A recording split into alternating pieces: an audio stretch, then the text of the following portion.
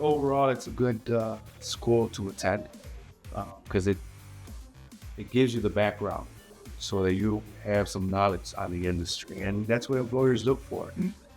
That's what I look for on the student that's applying for us there.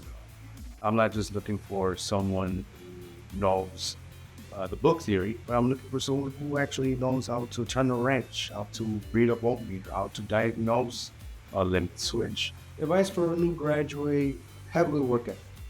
Have good work ethic, be on time, have good attendance. All of those qualities never get overlooked.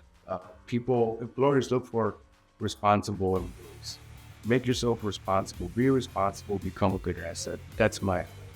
So RMO CFS, I've been working for them for a little over 20 years now. And I started from the ground up.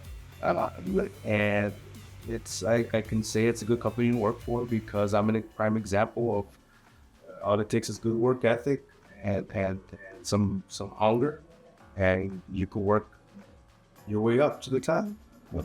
We build industrial furnaces for investment casting, forging companies, and we also build cremators for the funeral industry. So we have various equipment domestically and internationally. So we're always looking for new talent, ambitious technicians, so they can travel abroad.